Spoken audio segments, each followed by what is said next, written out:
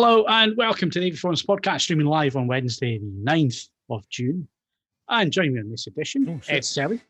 My advice to you is to start drinking heavily. Steve Withers. Sorry, I've got to turn the volume off there. My cucumber, it's bigger. And Cass Hull. The time has come for someone to put their foot down, and that foot is me. Welcome back to the weekly podcast. If you're wondering what happened last week, well, that was the Movies Podcast. And the Movies Podcast is going to be available on the first Wednesday of the month going forward, except it's not, because it's going to be on the second Wednesday of the month next month, because they're going to discuss some Marvel movie that's coming out. And we thought that was more important to discuss something that was fresh rather than discussing the Fast and Furious 9. So, 10. So is it 10? No, it's 9. 9. Yeah, you're getting ahead of yourself there. Unless you're counting Hobbs and Shaw as a sort of Fast and Furious. No, that was a spin-off, that one. So anyway, they're going to discuss Black Widow. It's going to be on the 14th of July, which means you've got a run of 5 with us because it's a long month, June. It's a really long month when your car doesn't turn up. And it's been sitting at the docks for 3 weeks. And your dealer then stops talking to you because you've been bugging them so much. I really can't blame him for that. Just start buying burner phones from Tesco's. Yeah. So they don't know who you are. Yeah. So anyway, yeah, there seems to be delays. I mean, Ford UK can't seem to be able to get a car from Liverpool to Nottingham in the space of 3 weeks. So they did get some of them, just not yours. Yes, they got some of them, but just not buying. Yeah. But there's all sorts of delays. I mean, I do feel sorry for businesses at the minute because all sorts of delays impacting on and so on. And that's why it is. It's basically been delays. And the factory, I was lucky that mine got built because the factory's been closed for the last 10 weeks. So that's 10 weeks of production. They're not going to get back. And there's lots of that going on at the minute. Lots of things. Closed. Because of the microprocessor shortage. Oh, of course, yeah. So it's impacted all car makers, PC makers, graphics card makers. I mean, the irony of an American car manufacturer being shut down because of sophisticated microprocessor shortages is not lost on me. But, nevertheless, here we are in 2021. Yeah. Well, funnily enough, the Japanese manufacturers are not suffering as much because obviously they didn't cancel their orders basically when there was a big downturn, so they seem to be doing okay, but it's everybody else who cancelled the orders and then suddenly wanted the items again, and it's going to take months to get all that back online. So that's the issue there. You might notice behind me I've got 2 TVs. Well, actually I've got 4 TVs in the room at the minute. So I've got that's the Sony A90J with the G1 sitting next to it. So it's a 65 Sony, a 55 LG. It was all I could manage, 55 LG. Behind me and behind the box that's behind me is a C1 55-inch sitting on the floor at the moment. And then I've got the usual Samsung sitting next to me here as well. So it's testing time. Comparison time. A lot's been said about the C1 and the G1 being the same TV, so I'll be checking that out. And also the A90J is supposed to be the TV of the hour. Apart from it, doesn't have any UK catch-up services on board, and there's no Dolby Vision. No Dolby Atmos with Disney Plus content. These are items that Sony know about, and Sony were on the phone on Monday to assure me that they will be updated as ASAP. Just don't buy the TV if you're expecting those things. Make sure it's on there before, if that's important to you. But anyway, that's what I've been working on. Lots of comparison stuff coming up. It's going to be weeks of me sitting in the sunshine, not sitting in the sunshine, sitting in the house while it's sunny outside and roasting. And if you hear cars and stuff going past, it's because I've got my windows open. It's too bloody hot in here. What are you going to say? You get suntan from all those TVs, though, can't you? Yeah, I mean, that's one thing about the Sony. If you're looking for a bright OLED, even with SDR content, it's a bright TV. You notice it as soon as you switch it on. It's very bright, but lots of processing on there that needs to be switched off and so on. So I'll be going through all that, be doing settings videos and the usual stuff that I do. It's just going to take a while because it's logistically, I only just got it set up this morning, the living room the way it is at the minute, because it's so much stuff to be moved around and stands. And the G1 that's sitting there, it looks like it's sitting on the TV rack. It's actually too big for that TV rack. There's a Pele case just behind that tripod, where the other foot's resting against the pelly case because it's just too big for the, and that's the 55-inch, and it's too big for the TV rack because the feet are right at the edge. So yeah, that's what I've been doing. That's what's coming up. Like I say, over the next few weeks, I've been looking at Hisense. We're going to talk about that a little bit later on. So it looks like you've been out in the countryside, Ed. I took this at the weekend. I went down to see my parents for the first time in a very long time. And no trip down to my parents with my son in tow would be complete without stomping solemnly round Danebury Hill Fort, which I have now been doing for over 30 years. And I took this whilst I was at Danebury Hill Fort. It is not, contrary to what somebody said, the Windows XP background. It is actually... It's looking a lot like, you know. It is actually a hill fort in Hampshire. So is it Iron Age, Neolithic? Iron Age. It was still being used when the Romans turned up in AD 43, but it didn't do very well against the Romans in AD 43. I sympathise with you about moving stuff around to get stuff set up. I did a full equipment changeover earlier today, and it did occur to me that as I solemnly took my trousers off before doing it, that I'm probably not ever suited to work in an office ever again. You know, just absent-mindedly taking. You often move kit around, tackle out. Not to tackle out. I'm still wearing a pair of boxer shorts, but it's just incredibly hot and incredibly cumbersome. So I wear less clothes while I do it. Yeah, well, I did it first thing this morning before going for a shower because I knew it was going to be really hot. So I got up at 7 a.m. just so I could get working and get moving, because TVs are bloody heavy these days. Yeah, I know. They get thinner and thinner and heavier and heavier. Heavier and heavier. Yeah. Driving me up the wall. But no, I've done a full kit changeover, which was not much fun. But it's done. That's fine. I'm afraid that I did, in late May, I took delivery of a valve amplifier. In fact, this is a valve amplifier that's in the tank. That's why the weather suddenly got better. And the weather suddenly got better because it was running like an oven. But I'm afraid it's now back in its box. So right, it's going to chuck it down. down. The clouds just come over there. An ice age kicking off tomorrow. So I apologise in advance for that. But I'm afraid I simply couldn't have it running in the house any longer. So yeah, that's all good. Plenty of stuff in the tank for you guys, including a quite useful exclusive, and I've got some more interesting stuff which I will plumb into the system that we use to tell each other what we're doing when I get a minute to do it. So yeah, all good here. Well, we're going to go through what's coming up this month a little bit later. Kaz, what have you been doing? Watching indie movies pretty much back to back. Getting them wrong. Oh, controversial. Well, not controversial. The name of the film is Raiders of the Lost Ark. It's nothing else. I don't care what they put on the box. It's what's on the film that counts. Don't you dare call it something other than Raiders of the Lost Ark. What's that? Don't take it up with Paramount. Don't swallow their Kool-Aid. Just ignore them and put Raiders of the Lost Ark. But then Stuart will argue that in the database it's just. I was so incensed. I almost went into the CMS and changed that. It's a product. You got to enter in what it's called. Yeah, it's not called that. It is called. It is now. now. It on the box. It doesn't make any difference. That's not the name of the film. If Ford say an electric SUV is a Mustang, then Paramount can change the name of a movie quite easy. So what have they changed? Sorry, as I've been living in a cave. It was originally Raiders of the Lost Ark. I mean, it's the same argument. No, it is Raiders of the Lost Ark.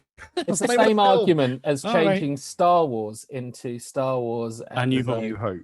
Well, except that in the case of that, they actually changed the credits on the film. Annoyingly, it doesn't matter. It'll always be Star Wars to me. Anyone who calls it A New Hope or Episode 4 can just go and do one. Well, we did that for that review as well, Steve. This is why Steve doesn't have many friends. But officially, the title of a film is what appears on screen in its native language. Therefore, for example, Seven's actual title is SE7EN, because that's what appears in the credits. And the title of Raiders of the Lost Ark is Raiders of the Lost Bloody Ark. How do you think 7 with a 7 would work on SEO, Steve? Steve is the man who writes in to complain about pub quiz results. Yeah. Anyway, I've had aside from pub that, quizzes in the pub. You amazed I can imagine. This is why we're saying you don't have many friends, mate. Not anymore. The ones I do have call it Raiders of the Lost Ark. Okay. So Anyway, I've been all two of watching them. a lot of indie, and I maybe mistakenly thought that I could introduce the kids to indie because a couple of them are PG. And the first one and the second one are pretty grim. Yeah, they're pretty grim. We got about 4 minutes into Raiders before Alfred Molina gets impaled on something. Can I just say, Alfred Molina is like Renton ethnic, isn't he? Yeah, Whatever you want him to play, he can play it. He can do it. And so we didn't even get to anything. You didn't even get to the iconic opening of that.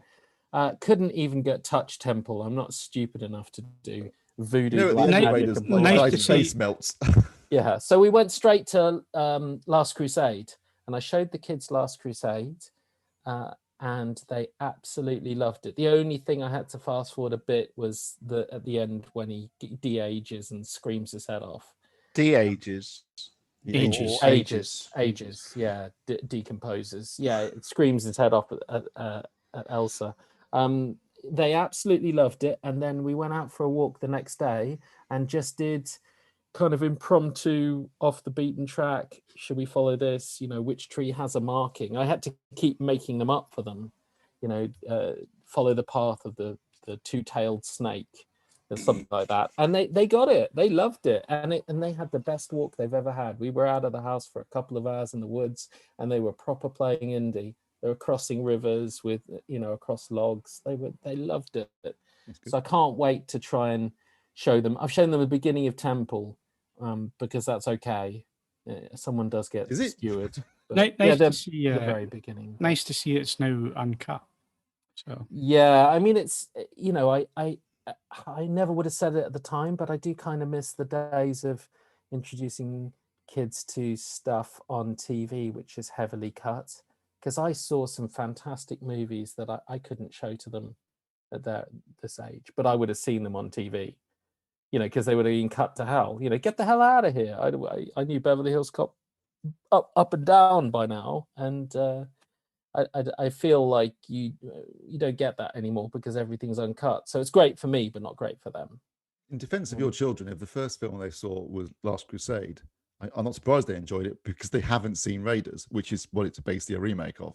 So, all right.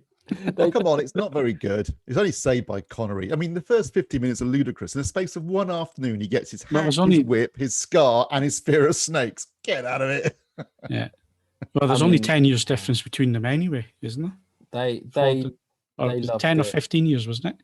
Yeah, it wasn't. Yeah, I thought it was only about 11 years. No, there's only it was 81 and 89, so it's 8 years. No, the difference in age between Ford and Connery. 11 years. Oh, Connery, yeah, no, they're pretty close in age. Yeah.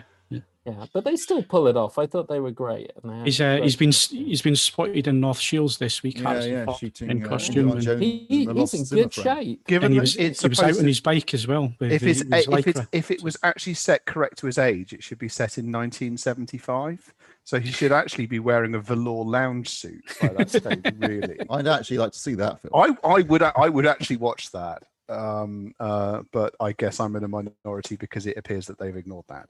Completely. Okay. It's set in the 60s. I think it's who have I not asked? Races. Yeah, Steve, what have you been up to? Other than getting annoyed at silly little things.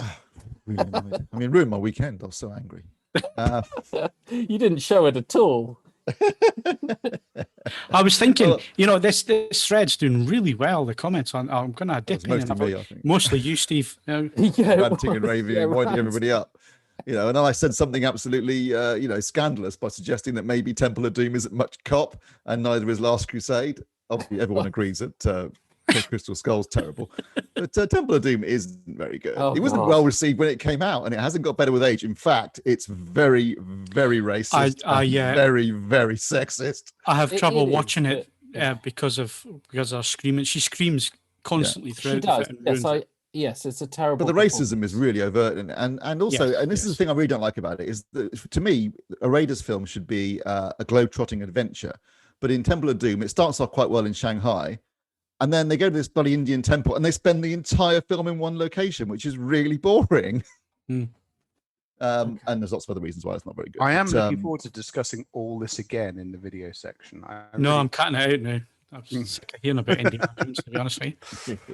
What else have you been up to, Steve? And I was also mightily, I think Ed had mentioned it on the previous podcast that we did, but I was mightily impressed by John Cena, who took it upon himself to learn Mandarin to be an ambassador, global ambassador for wrestling. And then when he was forced to grovel to China because of his comments about Taiwan, he did it in perfect Mandarin, and I was well impressed. So speaking of someone who tried to learn Mandarin and failed, he his accent's excellent, and he was clearly quite fluent. And I suspect he probably only got into trouble because he just said the word country when he meant territory. But yeah, that was quite. I mean, my admiration for the man went up quite a few notches at that point. Never heard it called that before. And obviously, I've been enjoying the nice weather. You can sit in the garden, that kind of thing. Hay fever's back. That's fun. Hang on, wait a second. Does John Cena have hair? Yes, he does. Is this the first then, Steve? I haven't got obviously it helps. The Rock isn't bald. The Rock shaves his head. I mean, obviously Statham is bald. Oh, so you've still got hopes, John Cena. As long as I've got baby oil and big muscle, Steve's in there. He's in there, in like Flynn. Yeah, in like Flynn. Right. Dave Bautista. He shaves his head. Yeah, there you go. I can't wait to see him bald in Dune. I bet you can't. It's the Beast Raban. What else have I done? Watch Loki. We'll talk about that again, I guess. Are we going to talk about it at the end? Yeah, we'll talk. I haven't gone all the way down this page yet to look at what's coming up. No, I can see you're well ahead of the curve, as always. Right, okay. I think we need to do a podcast because people will be tuning in thinking, what the hell are these guys talking about? They do that every week, but right, so we need to move on. We've got lots to talk about. We're going to be talking about AV and so on. If you are watching us live tonight, hello, welcome. Use the chat window, ask us questions, anything you like. Give us your opinions on anything that we're going to discuss. Are you looking forward to the Euros? BBC iPlayer are going to be doing the games, streaming them in UHD. So hopefully that will be the case where there is not a huge delay in terms of sync or lag, because I remember watching the last championships that were on BBC iPlayer, and it was so far behind the pub across the road, the cheers went up in the pub about a minute before I caught up watching in UHD. So hopefully it'll be a bit better. But anyway, if you're doing any of those things, or you want to comment on anything, then use the chat window if you're watching us live. If you're not watching live, you can obviously use the email. It's podcast@avforums.com. Send us any questions, your thoughts, any feedback, that kind of thing. Right, let's see what we can give away as prizes, Kaz. Current competitions. Sure. You can win an Ajax smart wireless alarm worth over $385. We've also got a bunch of 4K Blu-ray competitions, including the Indiana Jones four movie collection on 4K, worth 80 quid. Which Steve has corrected the cover of in magic marker. Yeah. Every single one. I mean, that's what I spent the last week doing. Yeah, it was easier in America because there aren't any copies to buy. Big Fish on 4K, Supernatural's final season on Blu-ray, Criterion's Dune titles on Blu-ray, and patron-only competitions for Sound of Metal on Blu-ray and Last Action Hero on 4K. Also got, I think, 3 more 4K competitions to go up at the weekend, and maybe 4 or 5 Blu-ray competitions. So it's going to be a busy week next week. Nice. So head over to avforums.com/competitions to enter. All competitions open to eligible AV Forums members resident in the UK. We've got a bunch of previous winners because we're running a lot of competitions. Kebble 2825 won a podcast exclusive copy of Final Fantasy Kingsglaive on 4K. Garyok won the movies podcast exclusive copy of Arrow's Mega Time Squad on Blu-ray. And I just want to say thank you very much for your kind words. He wrote about our movies podcast. Absolutely awesome podcast, gents. I thoroughly enjoyed it. I think the trio has definitely found its feet, and the discussion sounded informative and entertaining. Can't wait to hear from the 3 of you again, which, since we'd only done a few of them, I really needed to hear. So it was very nice. So thank you very much for those words. Bring Back Vinyl won Criterion's April titles on Blu-ray. 1960 won Criterion's May titles on Blu-ray. Fleaman 101 won the patron exclusive competition for 3 Studiocanal vintage classics on Blu-ray, and Macy won the 5-disc Battle Royale limited edition Blu-ray box set. Stay tuned for the podcast exclusive competition to win a copy of the Studiocanal vintage classic, The Ladykillers, on Blu-ray. Ooh, nice prize. Okay. I've got the 4K disc in it. It's lovely. Oh, okay. Well, there you go. Thanks for reading that out, Kaz. That's the competitions that you can enter, and we'll be back in a sec to get stuck in and talk about hardware.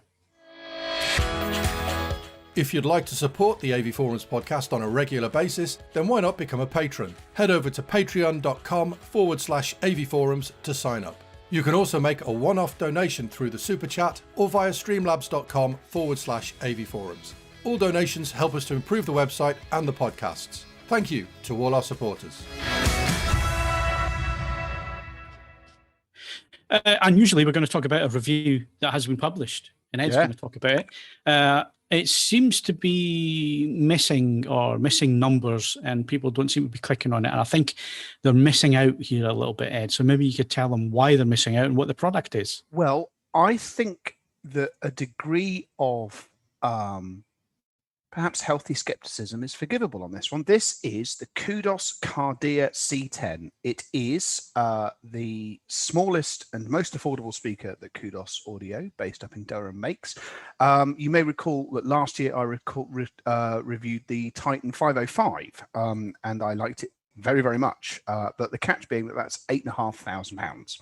The Cardea, it's still not inconsequentially priced at £3,500. And I'm going to be the first to admit this is not, if you're looking for swoopy curves and outlandish finishes and all sorts and drivers made out of exciting ends of the periodic table, it doesn't do any of that.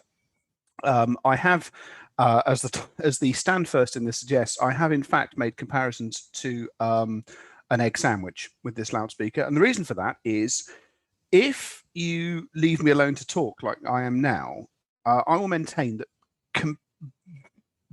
compared to the cost of the ingredients that make it up, an egg sandwich is one of the single most satisfying things that you can eat. I'm sure that egg haters will disagree with me on this, but search your feelings, you know it to be true. This speaker is almost entirely conventional. It is a fiber cabinet. It uses a doped paper mid-range driver. It uses a soft dome tweeter. They're held together by a crossover that crosses over from memory 2.6 kilohertz. If you like, it is the type standard of a bookshelf loudspeaker. What Kudos has done is, instead of trying to make something radical, it is these fundamentally conventional ingredients done as well as they can possibly do them. And the end result is absolutely sensational.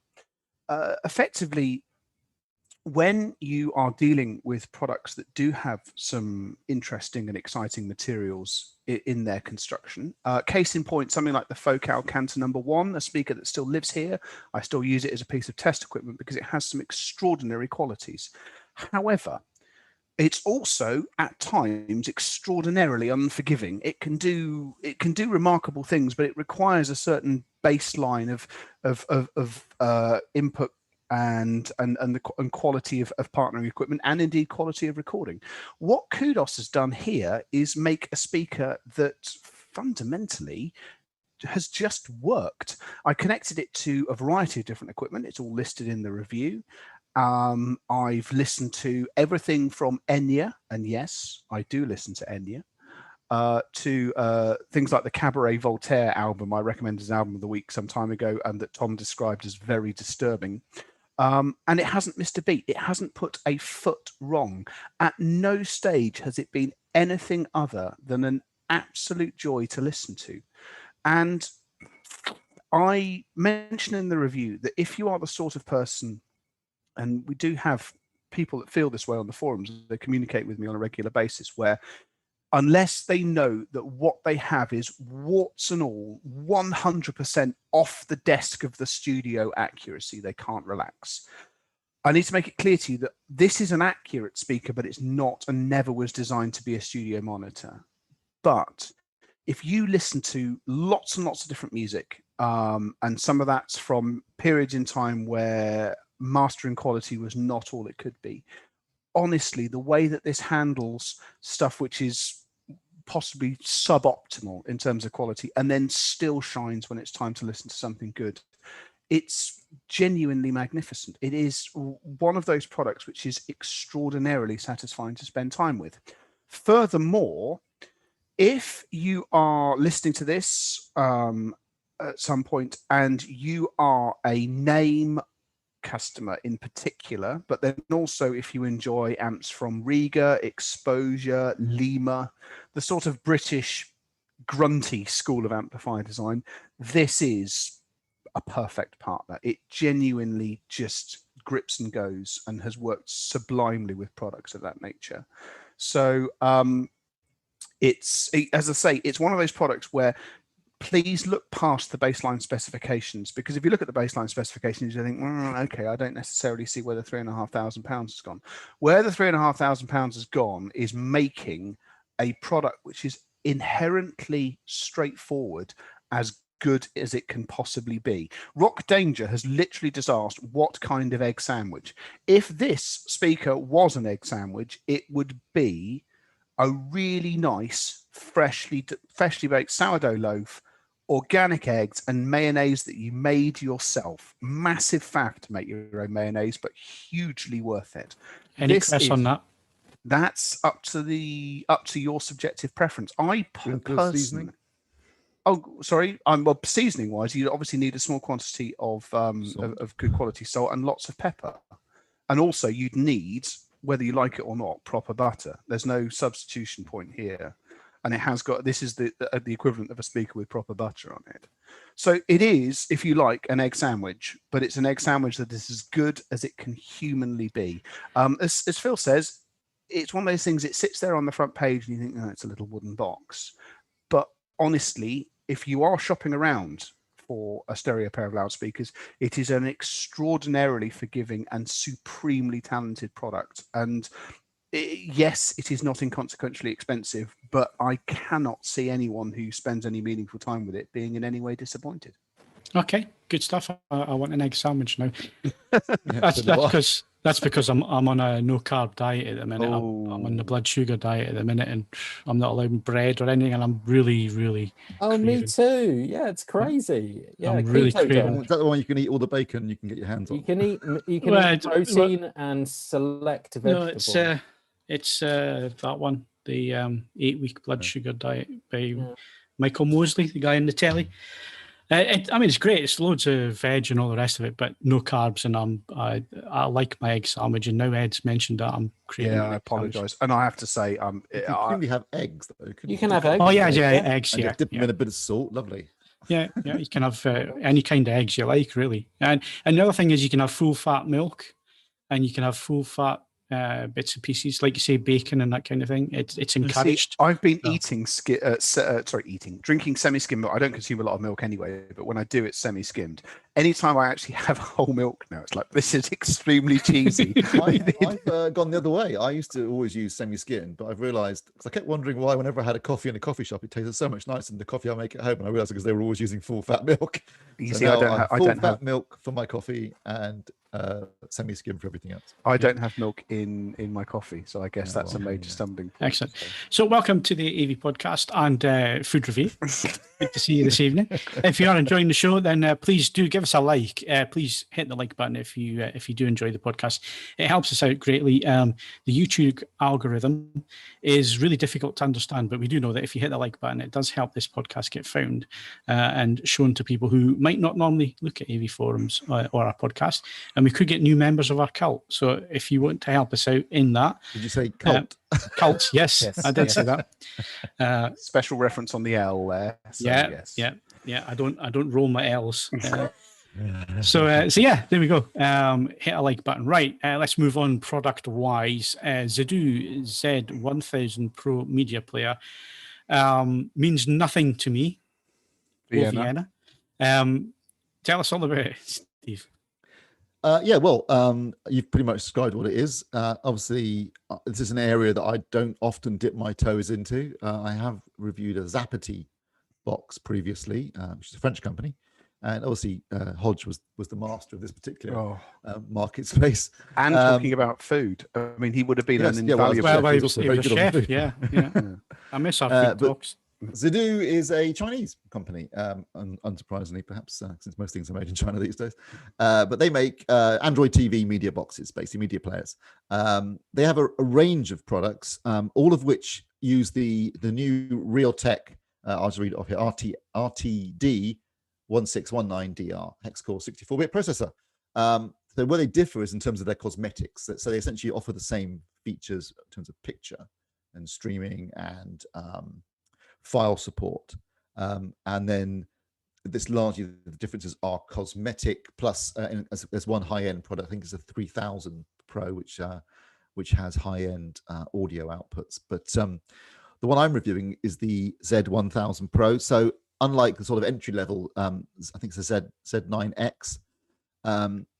This has a nice high-end chassis. So, it's a proper, not full size, but pretty big metal box that looks jolly nice. It's the kind of thing you'd be very happy to have in your high-end system.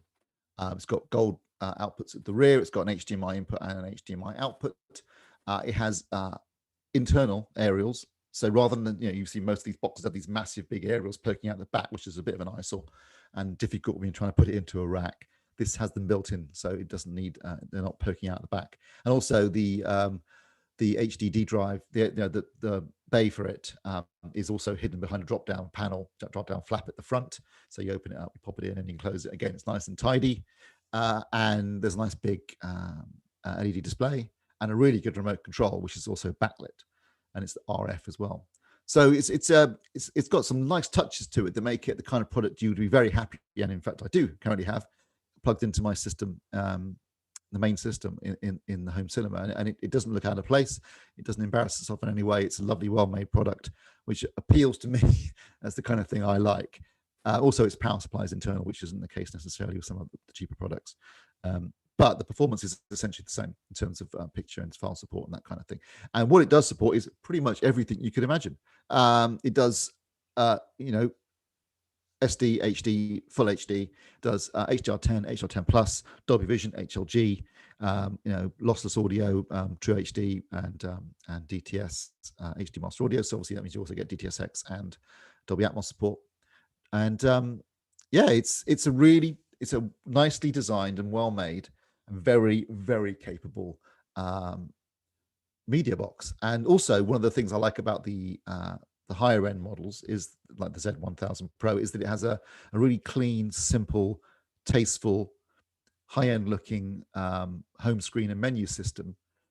That whereas some of the lower down the price range in their range, they have it's based on Android TV, but it can vary. So the lower price ones have lots of widgets and various little boxes and stuff. It looks a bit busy and doesn't look that nice to me. This is much cleaner, much simpler, but much classier. And again, I think that really fits in well with the high end system. On the big screen, it does. Again, it looks good. Whereas I think the other one would look a bit messy on the large screen, particularly. So I like that too. And I mean, I can't really fault it. It's a cracking little box. I think if you're into things like, I mean, I don't buy it. Sorry, one thing I will say is, it's you can download pretty much anything onto it because it's got Google Play Store, should I say, and it's Android based, so it's a massive choice of apps. But the one thing it's not particularly strong at is as a streaming box for the classic streamers like Netflix. It can do Netflix, it can do Amazon and YouTube, but it's not its strong point. That's not really what it's designed for. Can if you it want do the just audio a streaming services, box, Steve? Sorry? Can it do the audio services? Yeah, it can do Spotify, definitely. Okay. It does most things, but they're not necessary, because obviously the thing is with a lot of these apps, you need to develop it in conjunction with to support the app. You need to develop it in conjunction with the actual streamer themselves. And sometimes, so you can load apps on, but it won't necessarily be fully supported by the streamer. So you won't necessarily get all the same features you might get, like, for example, Atmos or Vision or that kind of thing. So I wouldn't recommend it as someone who just wants to stream. If you want someone's streaming device, get an Apple TV. You'll be laughing, or any number, the Fire Stick or the Roku, the NVIDIA Shield. I mean, there's tons of other things you can get that actually do support streaming extremely well. This is really aimed at somebody who wants to rip their own stuff, store it on a local network, and then access it via the box, which it does really well. And it's got a really nice, clean, well-designed interface. When you rip your stuff, it'll populate it with album art, not album art, sorry, poster art, and actually you can also do album art for his music, but with the movie stuff, it's poster art. You know, trailers have come up, that kind of thing. It's really nice, and that's Zidoo's own platform that they do that through. But you can also, you know, you can load in things like Kodi and go a different route if you want to. So yeah, I think it's a cracking little box. Comes highly recommended from me. It costs, the Pro costs £340 currently. So the Z9X, which is the Z9S. No, Z9X. It was the Z9S. Sorry, the X9S is the one that the previous generation that Hodge reviewed. The Z9X is the new version. That's 185 quid. So if you're not interested in the nice chassis and all the bells and whistles that make it more appealing to me, and you want to save yourself 155 quid, then you could go for the Z9X. But yeah, £340, not bad. I mean, you know, for what you're getting, that's a pretty decent. That's not overly expensive. Like I say, it's definitely a product that would fit nicely in a higher end system where you want something that look a bit classy. And it's a great performer. Didn't put a foot wrong. Handle every file I could find to throw at it. My only caveat would be, you know, it's not great for streaming, but otherwise definitely worth investing. Is there 3D support on there? If you're... Yes, sorry, they support 3D as well. All versions of 3D. So yeah, it supports the everything dead. Basically. Well, I'm not waking the dead. It's just a lot of people. A lot of people who have NAS drives in storage will have 3D content. No, it's a good point. Not a lot to display them on, but And is it open for sideloading apps, Steve? Yes, you can sideload as well, and got frame matching, you know, all that kind of thing. It's great. It's a really good it's a really good little product. If you're into that kind of thing, you know, running, you know, basically having your film collection ripped to a NAS or something like that, then this is right up the street. And it's, I think of the ones I've seen, the ones that I've read, you know, reviews I've read of Hodges, Zidoo are definitely one of the front runners in terms of delivering really quality Android TV boxes. Good. And what was it like pushing yourself outside your normal comfort zone, Steve, with a product like this?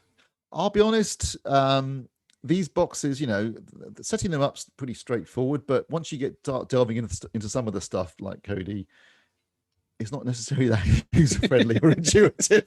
It's also it's the sheer range of things that have to be tested. And anything that you forget, you can rest assured that the absolute first comment on the review is, what about this? It'll be the one thing you forgot about. Like any product like this, it almost certainly there's going to be the odd thing that I mean, what I can say is that it's been out for a while now, and Zidoo are very good in terms of, you know, fixing bugs, addressing any issues, playback issues. I mean, these products, you know, when you consider just the sheer myriad of different file types there are out there, and the things people ask it to do, and the different combinations of soundtracks and video files, when you look at what people are doing, you know, it's always going to trip up on something, but they're pretty good at fixing it if it does. And there's lots of firmware updates. It'll do it automatically. There's a log thing, so you know you can see what changes they've made and why. And so nothing's perfect, but certainly, as far as I could tell, from most people, this is a really good product. Unless you're doing something very esoteric.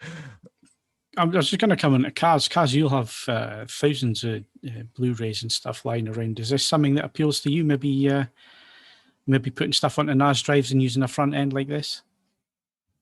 I mean, it's yes, if someone can do it for me.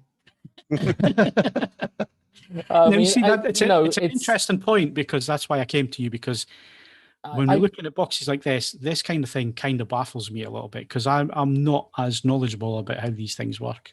I think if it was all set up and I could, and I knew, I had the space and I could do it, that would have saved me a lot of money, because I offloaded 1,000 discs and I've maybe bought a dozen off iTunes. Well, what you could do, Kaz, is you would buy the disc, rip it, and then sell it. That's what a lot of guys do. Yeah, exactly. When you consider discs also come with the... we are obligated to point out that there are very dubious legal issues about doing that.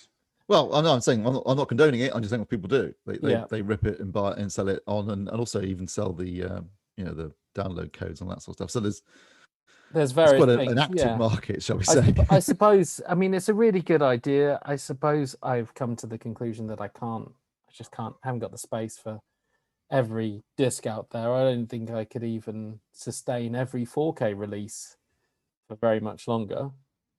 So I think that something like this sounds like a really, sensible option. But from just a laziness point of view, or maybe just I don't have the space or setup and haven't got the time to go through it, it's easier just to click and, I don't know, buy a movie when it's on sale on iTunes for $3.99 with 4K and Dolby Vision.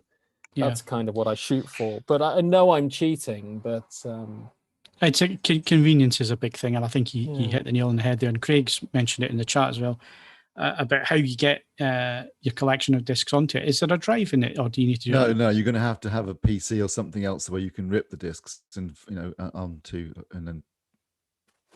transfer it over onto file format you're going to use, and then you transfer it to a hard drive. Yeah. Either internally, or obviously you could do it externally to hard drive, and then once it gets in the system into Zidoo's what they call it, poster wall, then you obviously then it can add in all the bells and whistles, like the poster art and the trailers and the information about it and that kind of stuff. And you can change.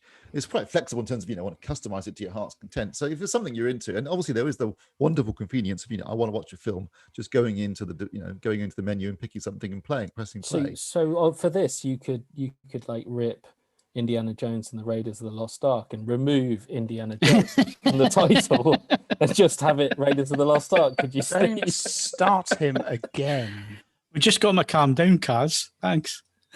I would suspect it would probably skim the data. It would be Raiders of the Lost Ark, because no one actually calls it Indiana Jones and Raiders of the Lost Ark, other than the marketing department at Lucasfilm / Paramount. I think you need to look at IMDb or the database. Well, if you click on the page though, it actually comes up as Raiders of the Lost Ark. Does it? Right. Okay. Well, we need to move on. Have a go. Sorry. We need to move on, but that review will be up later this week, maybe into the weekend. So keep your eye out for that if you want to read a bit more about the product and it interests you. Like I say, Euros start on Friday. And over the weekend, some big games coming up there. Like I say, BBC iPlayer is going to be doing streams in UHD. No mention if they're going to be HLG HDR. I don't think there will be. I haven't seen it mentioned anywhere. It'd be interesting if it was, but maybe we're asking a little bit too much there. But the reason I mentioned the Euros is that Hisense are the main sponsor for Euro 2020. I like the fact they're still calling it Euro 2020 rather than 2021. But anyway, proper denial right there. Yeah. So I've been looking at the Hisense TV. They sent through their entry point QLED TV, which is the A7G or the A7GQ, depending on where you look. Available on 50-inch, 55, 65, and 75-inch screen sizes.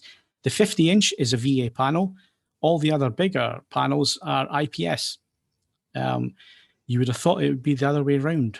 So it's a bit of an unusual choice, and I did double check with their R&D that I'd got that the right way around, and it is the right way around. So the 50 inch is the screen that I looked at. It's a VA panel.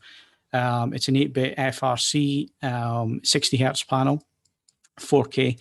It's a direct LED backlight, so there's no local dimming, and it's not very bright. So in terms of HDR, now it does feature HDR10 plus, HDR10, HLG, Dolby Vision, but the peak brightness, measured peak brightness, was just shy of 240 nits. So it's not really an HDR TV. What it does do though, if you put it into HDR night, it does track the PQ EOTF correctly. So it doesn't over brighten it, and it's not too dark. It's just that it rolls off very, very quickly. Obviously at 240 nits, it rolls off. So you're not really getting bright specular highlights or anything else. But again, it's got Dolby Vision on board. And what Dolby Vision does, and why Dolby Vision is really important at this level of the market, is that obviously Dolby has its dynamic metadata. And because it has dynamic metadata, it's able to map it to the TV's capabilities. And this is where Dolby Vision is really, really effective. Because watching HDR10 and then flicking to Dolby Vision, you do get more of an HDR pop looking at Dolby Vision. Not because it's brighter, just because the tone mapping is so much better, because it's aimed at the capabilities of the TV. But like I say, it's not a very bright TV, LCD TV. And once you get under £1,000, they're all perform round about the same. So this is £650 at launch. You're not going to find any TVs in that price range, really, that do incredibly bright. It's certainly brighter than an OLED for that kind of money. Other things, smart TVs, Veda U5.0, found that to be pretty good. It is kind of based on Android, or it certainly looks like Android. Yeah, it looks a bit like it. When you look at the setup of that, with apps and everything else laid out. You get your main apps like Netflix, BBC iPlayer. Well, it's got Freeview Play, so you get all the terrestrial catch-up apps on there. You get YouTube, Prime Video. There's Freeview Play, like I say, and obviously your Freeview Play pages, so you can go in there and it'll recommend stuff. There's obviously UEFA TVs on there as well, because Hisense, like I say, are supporting that. BritBox is on there if you want to try BritBox. Unfortunately, there's no Disney Plus and no Apple TV Plus. Or now TV either. Oh yeah, Now TV's missing as well. Those are some quite significant trade-offs for BritBox, I'm not going to lie. Yeah. But again, there's very few TVs that have everything. In fact, I can only think of LG and Samsung that have absolutely everything on board. So yeah, it does have its limitations, but obviously at that price point, you can shove a cast in the side of it, or you can get yourself an Apple TV or whatever. That have everything that you want on there. Certainly the premium services like Disney and so on. Didn't find it particularly slow. It uses a quad-core processor, so it's quite fast. In terms of calibration, it wasn't too bad out of the box, actually. Delta E's peaked at around about 8 in the brighter section, but for the lower end mid-tones, it was 3 or 4. Like I say, peak luminance was 240 nits, nothing to shout home about on that. Input lag was 14 milliseconds. Now, a thing I had to check with Hisense this week as well, after I did all my measurements and checking and so on. They advertise the TV as HDMI 2.1. It's not HDMI 2.1. It's HDMI 2.0, but they have added auto low latency mode in there. EARC, and it'll do VRR. I've been unable to test that, but it would only do it at 48 to 60 hertz. So it wouldn't do 120 hertz VRR. VRR is limited. And what they're doing is they're just using 2.0 because the bandwidth's there on 2.0 to add those features. However, the marketing says HDMI 2.1. It doesn't say HDMI 2.1 features. So that could be seen as a little bit misleading, or people could read it the wrong way. So just be aware of that. There is HDMI 2.0. And I've got a machine that gives me all the EDID information, and I can test the bandwidth and so on. And it's certainly not 2.1. So it's definitely 2.0. So just be aware of that. In terms of gaming, though, it'll be a solid TV at that price point. VA panel as well, decent blacks. 0.02 was black, measured black on an ANSI chart. So that was fairly decent for the type of TV it is. But again, no local dimming. I did notice some issues with panel uniformity, but you need to expect that at this price point. You're not going to get a super clean panel at 650 quid, no matter who the company is. So the edges in the bottom of the screen were lighter than the center of the screen. I only really noticed that when it's a full white screen or a fade to black. You could notice that the edges were a little bit brighter than the center of the screen. In terms of build quality, Hisense have always been known for building nice TVs. This one's a bit plasticky, but then it's built to a price point and it's their entry QLED TV. So it is plastic, although the finish is really nice. It's got a nice dark gunmetal finish. The stand, again, it's made of plastic, but it's a nice designed loop stand with cable management to the rear, so you can manage the cables down the back of the TV there and keep it nice and neat. So overall, it's what you would expect from Hisense at the price point. Nice range of features, not very bright in terms of HDR, but you're not going to find anything else from Toshiba or Sharp or any of the manufacturers in that price point who are going to offer anything brighter than that. And like I say, it's got lots of nice services on there. The media stuff's good. The Freeview Play it's a must these days on a TV. I think Steve will agree with me. If it hasn't got Freeview Play, then you're on hiding to nothing these days. And obviously, Hisense have got one up on Sony. Yeah, well, I was just going to say, I've got Sony's flagship here, and it has no terrestrial catch-up apps on there at the moment. So, so it's a bit of a misstep there from Sony, but they are going to fix it. They just need to sign some contracts and so on. And LG ran into that issue last year with Freeview Play. So, yeah, but they never fixed it, did worth they? what they fixed it, but it took a while. Yeah, it took they didn't a ever year. fix it, really. It took a year. So it's not available as an update on those. Preview Play was never added. They added No, they added iPlayer and ITV Hub, and I think all four's in there as well now. So, although I'll have to check, I've got one down. They're definitely missing at least one of them still. Yeah. So not ideal. I mean, obviously this year the new TVs, 2021 TVs, do have Freeview Play again. So I wouldn't guarantee that I wouldn't buy a TV. I mean, obviously you're not. No. I said this so many times, don't we? Yeah, don't buy a TV on promised features because again, it doesn't have VRR at the moment. They're saying they're going to firmware update for VRR as well. So just be aware of that. Who's they? Sorry, Sony. Yeah. So Sony have still to update the TVs with VRR as well. And last year's TVs, they promised to do that as well. And as far as I'm aware, that hasn't happened yet. So given that they make the PS5, this is really bad synergy, isn't it? Yeah, but has the PS5? Yeah, but the PS5's got issues with VRR as well. I don't think it's got. I don't think it's got it at the moment. I don't have one, so I can't check. But VRR, isn't it? Yeah, but I don't think it has it at the minute. I think it's still waiting on an update. Maybe somebody in the chat can correct me if I've got that wrong. But I don't have a PS5 at the moment. Hopefully, we'll have that as well. One of those. Yeah. So VRR. Yeah, I mean, try and buy something easy like the Ark of the Covenant. I mean, at the end of the day, it's only going to matter to a few people, mainly PC gamers, I think, at this moment in time, or those with the capability. VRR is variable refresh rate. So basically what that does is it makes sure there's no tearing or issues with the image. The image should be nice and stable, especially when the fast-moving action and so on. It's supposed to look nice and clean, nice and smooth. But like I say, it's not used a hell of a lot at the moment. But as always, you want things to be future-proof. So it's one of those tick box exercises at the minute. But there you go. That's the Hisense. I'm not going to tell you the score at the minute. I'm going to leave you to read the review when the review goes up, and whether it gets a badge or not, don't know yet at the moment. You'll have to read the review. But that's hardware. I'm sure it is, isn't it, Steve? Yeah. Right. So what's coming up this month? Because it is the beginning of the month for us. Movies podcast was last week. If you didn't see the movies podcast, go watch it. It's zombie-tastic, talking about zombie movies and all the rest of it. So if you're interested in that and you missed the movies podcast, then it's still on the forums and on our YouTube channel. So go and have a look at that. And of course, if you're watching tonight or in the future on YouTube, please hit the like button. I know I keep saying it, but it is important. It's one of these algorithm changes that you need your video to be liked, to be found by people. So if you like it, then please hit the like button. Right. New month, as I say, we've got kit coming up. So you can see some of the kit that I have behind me. So I've got the 55-inch G1 from LG, the 55-inch C1 from LG.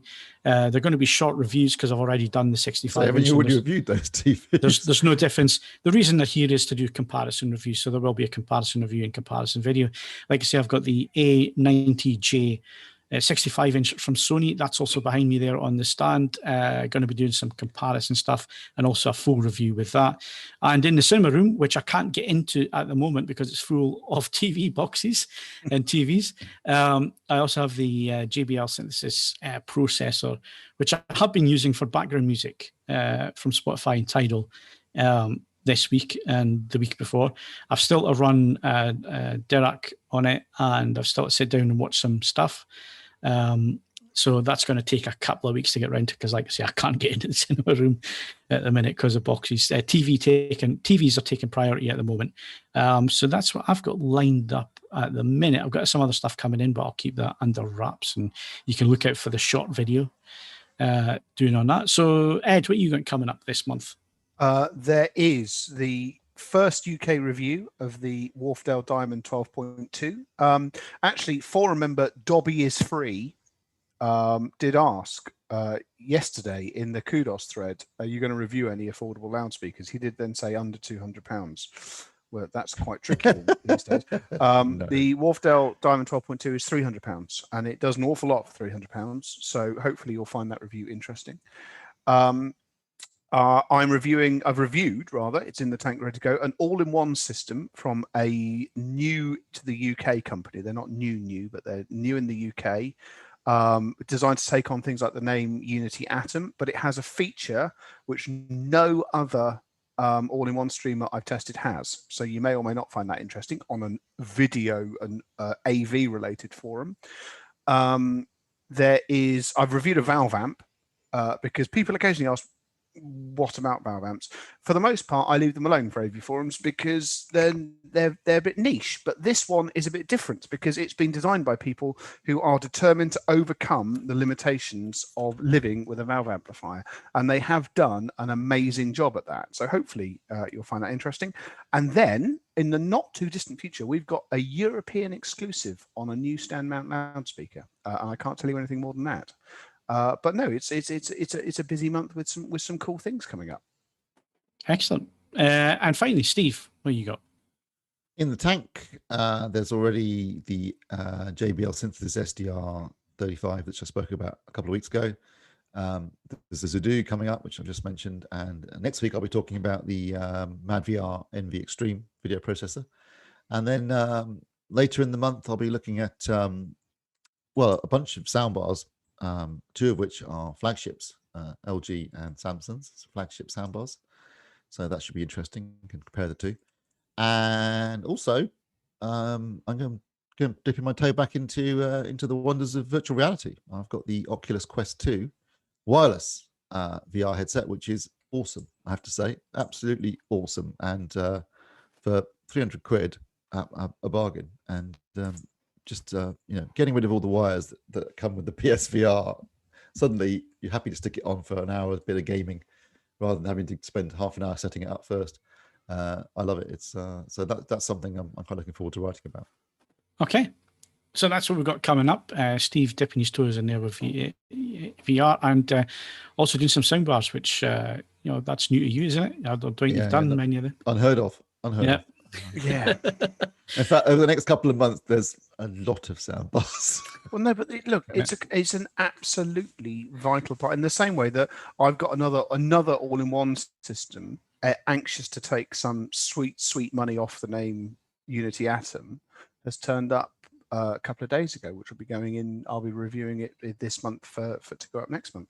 Yeah. There are certain product categories which have gone absolutely bananas, and if nothing, lockdown has either not changed that or accelerated that process. So there will be certain categories where we'll get to the end of the year where it's editor's choice time and we'll have loads of them to choose from, but it's the only logical thing to do is to cover categories which are important. So it's just how it works.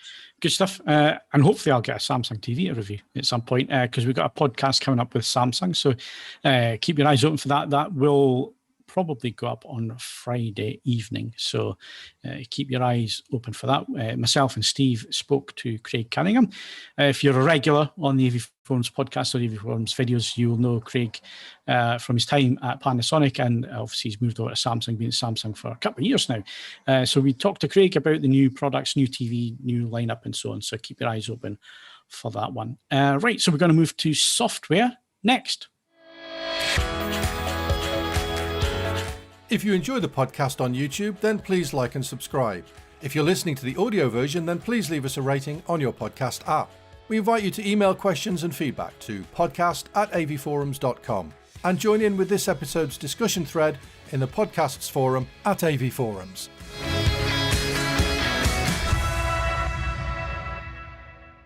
Okay, so moving on to software.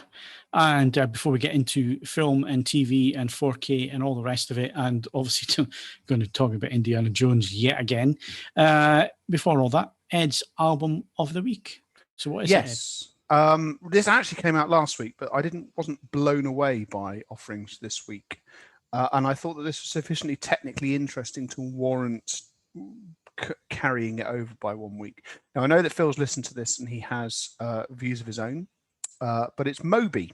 Now, before we go any further, I'd like to make it clear that it is a matter of public record that Moby has done some things which are suboptimal behaviourally. He isn't officially cancelled. which is why he's here as Album of the Week. But it may be fair to say that it's necessary perhaps to separate Moby the person from Moby the artist. And you can choose to do that or choose not to do that, as is your right as a free-thinking individual. With that in mind, he has revisited his considerable back catalogue with an orchestra. I believe it's the Hungarian National Budapest Art Orchestra. Yes. And he has essentially worked with a couple of other people to rework and revisit material from a number of different albums. And I have thoroughly enjoyed this because I think the reworks do two things. The first is something that Phil feels more strongly about than I, but nevertheless, I think it's worth mentioning that it does encourage you to revisit the originals, which in the case of anything from Play especially have suffered desperately from, overexposure to.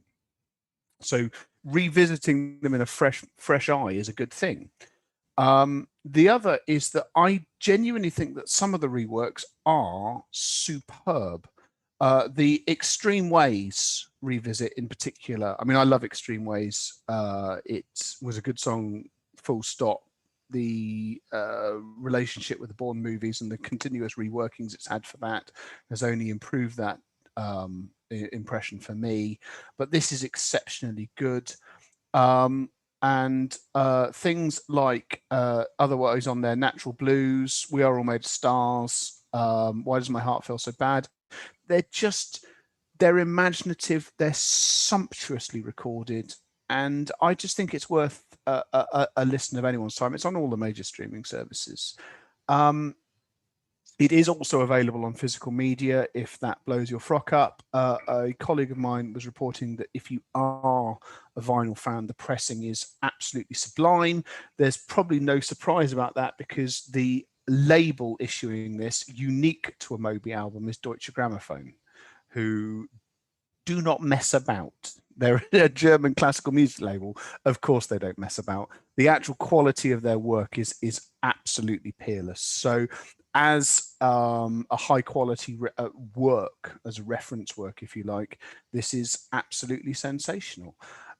So yes, it's not, I think the more I think about what you said, Phil, the more I'm inclined to agree that, it doesn't necessarily, there's nothing here which I would necessarily consistently listen to ahead of the original, but I think that they all stand, they work in their own terms, and I am glad they exist in their own terms.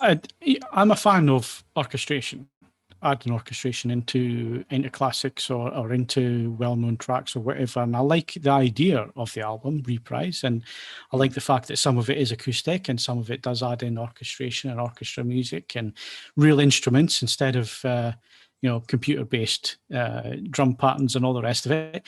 I do appreciate all that. It's just I listened to it and I immediately wanted to go and listen to Play.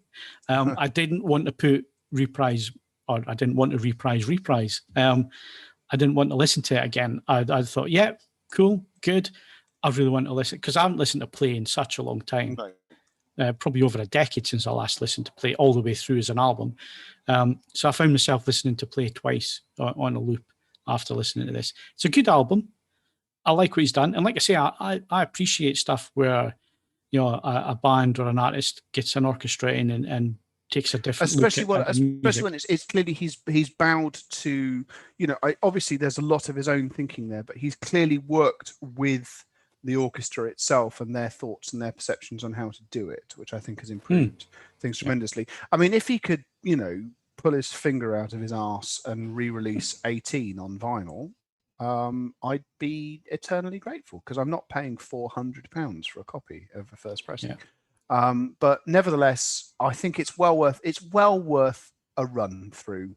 You may find it, as I did, a very pleasant experience. You may find it a mere distraction, but as it's on all the major streaming services, you don't necessarily have to dip in to see how it goes. It would be an absolute prime candidate for an Atmos or spatial audio mix. I was just going to say that's where I think it would do particularly well. I don't know if there is plastic there, wasn't it?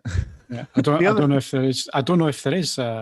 It's not as far as I know. The only thing I would also say, now that Steve's rejoined the chat, it does have a thoroughly unnecessary cover of Heroes halfway through it. Well, which I don't think it needs that at all. But it doesn't need it, and it doesn't go anywhere. It's the same chords over and over and over and over and over, and same layout. They don't do anything different with it. And you think I don't necessarily understand why it's not like Peter Gabriel's excellent cover of Heroes. Yes, I mean that was, but the thing about Peter Gabriel is he's never just going to do it by the numbers, is he? No. So, you know, I have to say, I came back from making a cup of coffee, and I thought that was a picture of me, not Moby. What am I doing? Oh no, it's Moby. Yeah, Kaz, I know you're I don't know if you're a Moby fan, but I know you're a fan of the genre, but right? I have not listened to Play for so long. I can imagine full well having the same reaction as you, Phil. Listening to Play again now, if you've not listened to it in a sustained period of time, because it was played to death, no pun intended. When you revisit it now, it is astonishing how good it is. Yeah. I mean, it tails off catastrophically towards the end. It should have made more tracks that found their way onto the singles as B-sides could have been used to make an altogether stronger Play. But nevertheless, it is a monumental album. And the thing is, it also managed to then overshadow 18, which when you now revisit it again, fresh, is exceptionally good. As when you then all consider that he's then not been off in other directions, doing all sorts of different things in the since then, those two albums alone would define the careers of a number of people. So, Paul in the chat saying Moby albums on Apple Music and Dolby Atmos. So if that's the case, it'll be on Tidal as well. I'll go and check that out, see if it's on there. Oh, good. Give it a listen. It's interesting you on about albums like that, Ed, because I'm talking about Atmos. I listened to Alanis Morissette, Jagged Little Pill. I hadn't listened to that in about 15 years. And that was an album that was overplayed. It was played over and over. It was a full year of that album. You just couldn't get away from it, whatever. No. So not having heard it in such a long time, going back to it, not as good as you remember it. Yeah. I don't know what there was a piece of equipment I listened to when they re-released it, and there was the 2496 Cobuzz version.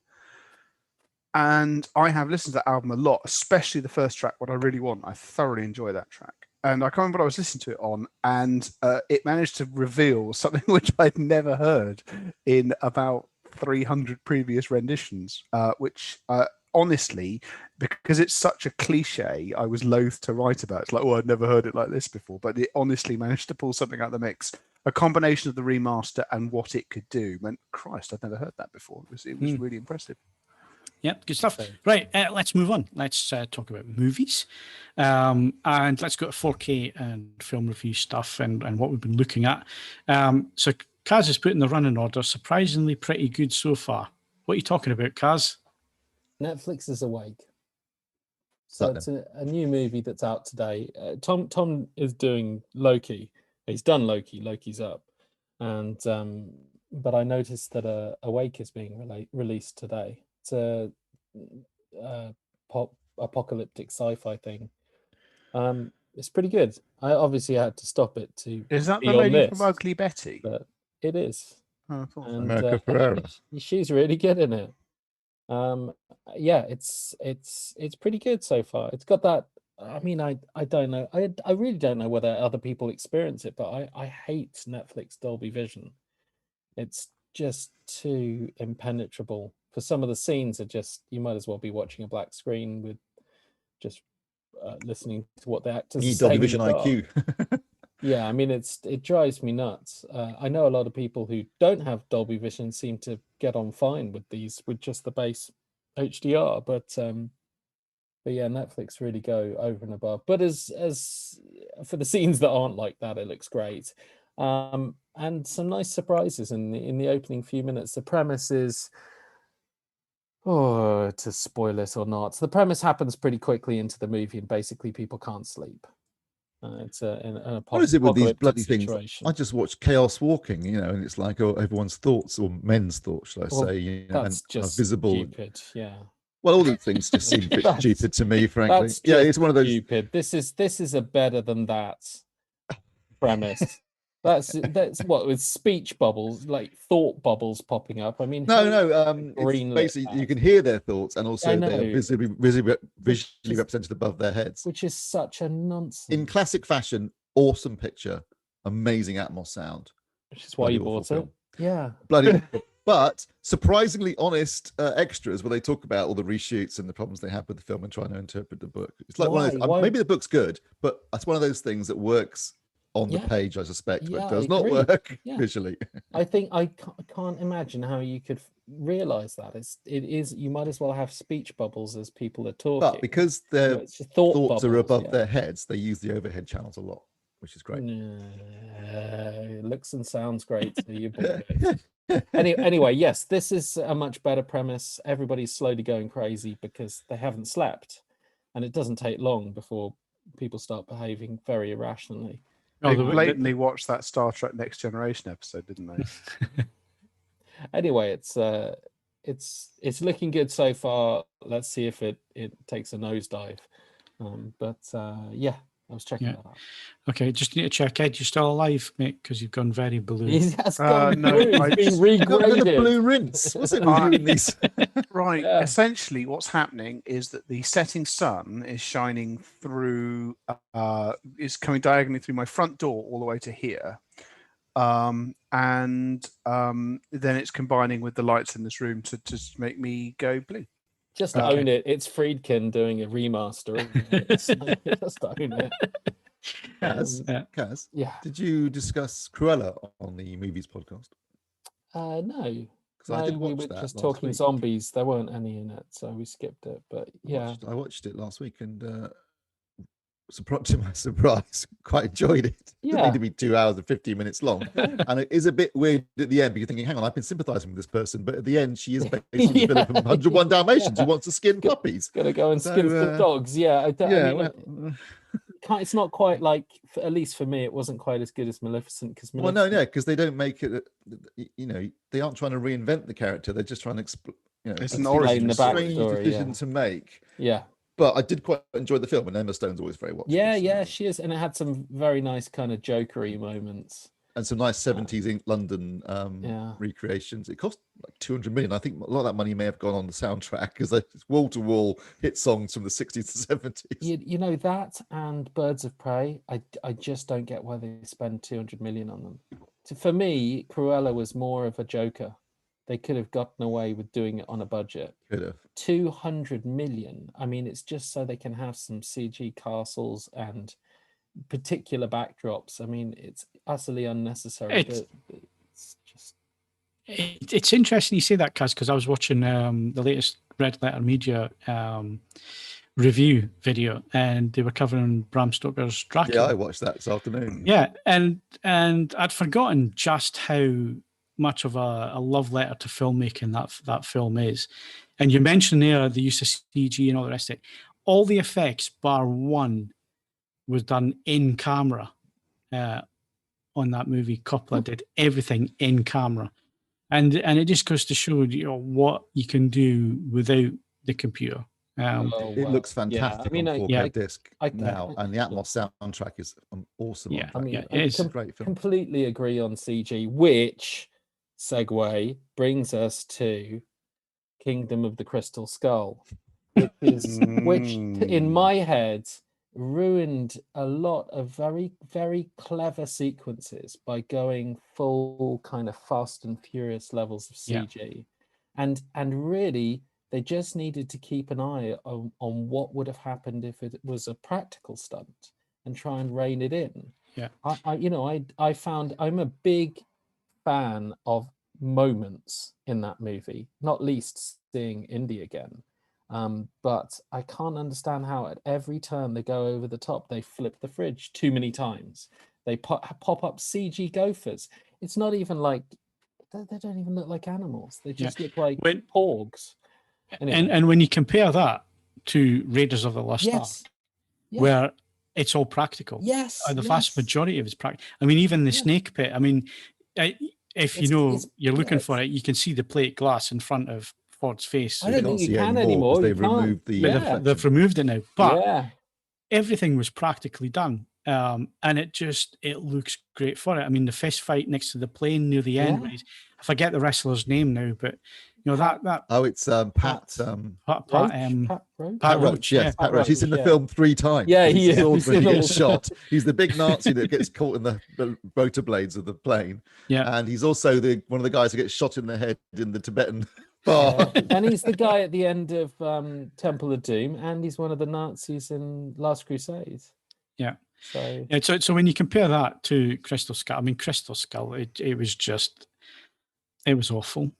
It was. But don't you think that it's Spielberg? He could have just done a bit more. I don't think Spielberg gave him monkeys. I think he was just doing it as a favor to Lucas.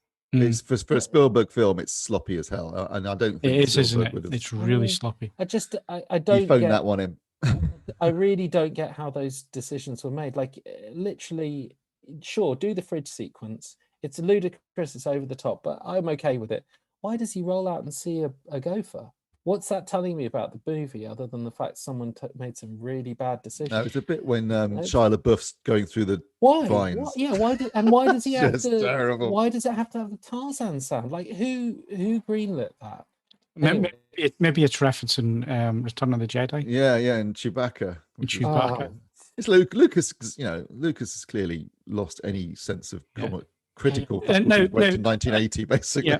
Now, a lot of the complaints I've certainly read over the years is to do with the aliens. I couldn't care less about the aliens because, let's face it, the other films, the Ark of the Covenant and the Holy Grail. I mean, come on. Yeah, but they could have done it more tastefully than that. I mean, it was very clumsy. Maybe, but then again, it's supposed to represent the 50s sort of serial dramas, isn't it? And in the 50s, flying saucers were a big thing, weren't they? It was a big part of that. So you can see why they went that route. Yeah, but they kept going. Well, they're not aliens. They're not aliens. They're trans-dimensional beings. Yeah, that look a lot like aliens to me. Yeah, I didn't hate that as much as really ropey CG, a lot of plot pointing that didn't make any difference. It's an Indiana Jones film, but we hardly see Indiana Jones. There's too much attention. Jonesy. Yeah, there's too many other characters fighting for screen time as well. So yeah, it's a turd. And Jonesy, I'm a triple agent, Jonesy. Yeah, I mean, I know they're shooting the new one, but I mean, he's 80, isn't he? So yeah, he's in great shape. Bless him, but great shape is one thing. But come on, 80. 80's old. My dad's 82. He ain't gonna be running around getting chased by Nazis anymore. Yeah, but I think he will. Danger mentioned the monkey and said he was a bit racist. Well, of course he's a racist. He's a car-carrying Nazi. He does a salute in the film. Yeah. Okay, so we got rid of the worst one in there. For me, the if you're looking at it as a trilogy, which I'll always look at it as a trilogy, I do think Temple is, in my eyes, the weaker of the other three. It's very poor. It's not tremendous. Like the you say, effects are particularly ropey as well. For ILM, they were not making an effort. Yeah. I mean, I have a soft spot for Temple because I'm sure I saw it very early on, and I'm sure I saw it heavily cut because I never saw someone reach into someone's chest and pull out. Well, that was cut in the UK. Yeah. Was it A rating, I suppose, back then? Yeah, it was a PG. And then they changed it to a 12. They introduced PG-13 in the States because of Temple of Doom and Gremlins. Exactly. Afterwards, he lobbied to have it. I mean, it was ridiculous that it was a PG. Kalima. Really dark stuff in it. I have to say, it's for me, and it's an odd thing to say, but it felt a bit like the Quantum of Solace to Casino Royale, watching them back to back. And I actually liked Quantum back to back with Casino Royale. But separately, I imagine watching Temple by itself is a bit jarring because it's just one big chase. It's very, there's not really much setup. They go straight for the opening action sequence, straight to India. The opening is fantastic. The opening great is really opening, good, yeah. The Club Obi-Wan bit, that's awesome. But then the archaeological relic that they're looking for was a bunch of boring stones. I mean, the Ark of the Covenant, granted, I had no idea. I thought it was Noah's Ark. I went to go see that film in 1981. I'd never even heard of the Ark of the Covenant. I'm like, what the hell is this? Luckily, they explain it in the film. But when I saw the adverts for Harrison Ford, Raise the Lost Ark, I was expecting him to be breaking into an ark full of, I don't know, zebras and elephants or something. So I was like quite surprised with what I finally got. Yeah. And I suppose the Holy Grail, you could say, even though it's just a repeat of Raiders, but Temple of Doom, it's the screaming from Kate Capshaw gets on your nerves. Yes. The kid's annoying. They don't go anywhere. It's racist beyond belief. It's sexist. I mean, Marion was a really strong female character, but Kate Capshaw, not her fault, but her character was just such a throwback. Screams. Yeah, she just screams. And you know, why is it a prequel? I mean, get the back Nazis and make good villains. Get them back in. Yeah, well, that's what they did, and then you didn't like. Yeah, they realised that obviously. Yeah. And the third one's a globetrotting adventure. Good. It's got Nazis. Good. It's decent. I mean, I don't know why they didn't bring Marion back for it, but and obviously Connery's great. But yeah, he is great. It's still, you know, they do some things that really annoy me. They turn Marcus and Salah into jokes. Yeah, that's which they are not in Raiders, and that really annoys me. They are a little bit. Marcus is Marcus is quite clearly, you know, he clearly was doing Indy's role before Indy took over. When I was a few years younger, I joined you. But they turned him into he's never left his own museum. They turn him into a joke. It's comic relief, wasn't he? Really? Yeah. I found the way Denham Elliott played it in Raiders. I never really believed he was anything like Indy. Not really. Watching them in pretty close succession, I'm not really sure that it was that. He plays it completely different. straight in Raiders, and I prefer that. Well, Raiders is a Raiders is a masterpiece. Raiders is, yes. The others are okay, but they're nowhere near as good. Yeah. As a trilogy goes, it's a pretty tremendous set. So let's move on to AV then. Sure. Guys. So let's look at the AV side. I think they look fantastic. They've been remastered. They've had some effects work done to clean up some of the lines, some of the composite shots. Now, in my mind, this has got to be qualified with the fact that they still look like composite effects. You can't. It's not like they've suddenly made them amazing. They've just made them cleaner. So you're still going to clearly see, you know, the Nazi head honcho waving his fist up at an airship taking off, which doesn't look in any way real, but it doesn't look as bad as before. So they have done work to clean it up, and I think they all look better than ever. Temple's probably got the edge. I don't really know why that one stands out more than the others, but it's probably got the edge over them. They've all got Dolby Vision, which looks tremendous, and they've corrected the color timing so that like the blue skies and the greens and the skin tones in Last Crusade, I think look absolutely spot on. Yeah. And Raiders is fabulous. Which remaster of Raiders is it? Because I went to the cinema to see Raiders probably 4 years ago now, maybe even 5 years ago now, and it was like a one-off. It was just at the cinema for a week, and it was a brand new 4K presentation. So is this the same presentation that they've ported over to the desk? I don't know. If it's only 4 years old, it seems like it might be, but right. Because it did look spectacular. Yeah, it did look spectacular. Oh, I can't imagine them doing. The only thing they might have changed is tweaking it for Dolby Vision, but I can't imagine it being different. 4 years doesn't seem like long enough for them to do another pass. Well, I looked at it on, because I think AV wise, it's something that I'm going to have to get in and use for testing and so on, because I know the film so well, and I know the scenes to jump straight to and all the rest of it. For me though, £79 to own Crystal Skull again, it's kind of putting me off. Well, it's 3 Indiana Jones films and a ceremonial coaster. It'll come down. It'll come down in price. Yeah, I hope so. Yeah, but then it gets discontinued because the runs are so short. Oh, welcome to the world of buying records. Yeah, expensive, frustrating, and fundamentally has no upside. I think there'll be a lot of these, but it's definitely worth it. They've all got Atmos tracks. Yeah. I mean, it's a great set, and it's been fantastic rewatching them. I mean, Crystal Skull notwithstanding, which, but yeah. Well, I might wait till the Darker Nights start rolling in, which should be the end of this month, actually. So, so I'll maybe pick it up when I get back to really using the cinema room again, because over the summer, that's the only thing with cinema room. If you don't have air conditioning, Steve, sitting in there with a projector blowing hot air and so on, It's you end up sitting nude on leather chairs that you stick to. Well, that's what I do anyway. Right, so that's Indy. So there's delays in the US for this. So well, it's not what for Indy. Indy's delayed. Yeah, Steve mentioned that as well earlier. Delays in the production on that. But off the back of that, I thought it was quite interesting that Basic Instinct doesn't appear to be getting a 4K release in the US at all. No, it was never announced for the US though, was it? It's a Studiocanal release. Yes, so presumably there's a different. Yeah, it's Lionsgate, but they did put a placeholder up, but then it appears. I mean, people are being very skeptical about it. It could be to do with the interviews with Sharon Stone.